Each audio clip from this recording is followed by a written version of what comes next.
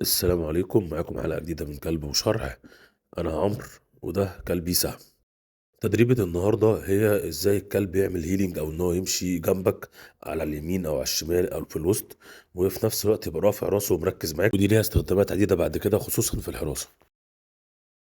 طبعا بعد تسخينة بسيطة كده بدأنا بقى إيه ناخد حاجة اسمها كونتاكت هيل، هتشوفوها دلوقتي، وهي إن الكلب يبقى مركز على إيدي اللي فيها المصدر دلوقتي الأكل، واللي بعد كده بيبقى الكورة، واللي بعد كده بيبقى الديكوي أو المهاجم، وفي نفس الوقت ماشي بيدور على رجلي بكتفه وماشي معايا كويس جدا. ده اسمه كونتاكت هيلينج. ما بيبقاش الكلب مركز معاك انت، الكلب بيبقى مركز مع المصدر. ودي برضو بتستخدم في الحراسة بعد كده.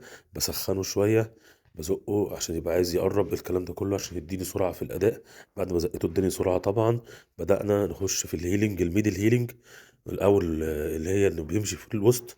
دي مهمة جدا جدا جدا، هي اللي بتخليه بعد كده يمشي يمين وشمال كويس. وهنا بخليه الأول يخش في وضع الميدل أو الوسط، ثم ببدأ أمشي معاه، ببدأ أتحرك رافع راسه كويس. الحمد لله نقلته من الوسط لليمين، رافع راسه برضو. لو مش رافع راسه هتلاقوني زي أول الفيديو كده بعدلها له بسيط بصوابي بحيث إن هو يبقى رافعها، ولكن هنا هو هايل. وفي وسط التدريبة بدأت أديله حركات مختلفة. هنا أنا بديله باك إن هو يرجع بظهره. تمام، طبعا عملها الحمد لله، سهم متميز جدا في النقطة دي وبياخد معايا مسافات طويلة. نقلته للميدل تاني، ثم نقلته للجنب التاني اللي هي يبقى على الشمال المرة دي، ثم هبدأ برضو أمشيه. تمام، طبعا هنا هو رافع راسه، بس كان ممكن ان انا استخدم صوابعي كده بالراحه كده وتحت دقنه، صوابع الايد اللي مش ماسكه الاكل، ان انا اقعده كويس. بس فدي نقطه كان ممكن يعمل فيها افضل. بدأت معاه المرة دي بهير أو السيت فرونت، أو إن هو يقعد قدامي وهو لازق فيا.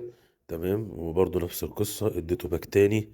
تمام، أنا طبعا بدي حركات في النص عشان الكلب يصحصح معايا، والكلب وهو صغير طبعا ما بتعملش كل الكلام ده، وهو صغير بتركز أو على حركة أو حركتين في التدريب أو مش أكتر يعني. طبعا هنا هو كان بيرجع بظهره، تمام، بس الأرض نزلت لتحت شوية أو مش مستوية فاضطر يلف. رجعته لحركات تانية، الحركة دي اسمها 360، إن هو يلف حوالين نفسه.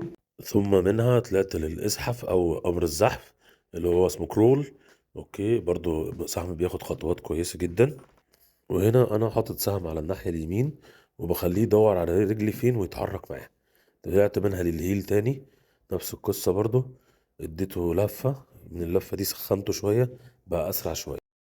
هنا احنا كنا في اخر التدريبه، وبرضه خلوا بالكم يا جماعه التدريبه المفروض ما تاخدش وقت كتير. يعني التدريبه اللي انتوا تتفرجوا عليها دي ما عدتش 10 دقايق على بعضيها، انا حاطط الهايلايتس بتاعتها. المهم احنا كنا في اخر التدريبه، كان سهم بدأ يلخبط سنه صغيره. تمام، زي مثلا ما بيقعدش احسن حاجه. تمام، فما كافئتوش زي ما انتم شايفين، مش هكافئه الا لما يقعد عدل. تمام، هديله برضه ما عادش كويس، ما كافئتوش. تمام، بدأ يقعد كويس، بدأت أشغله، بدأ يقعد كويس. لسه برضه مش ظابط معايا، المهم يقعد المقعدة تلمس الأرض كويس. تمام، بدأ، أيوه دي قاعدة كويسة، قعد كويس، كافئته.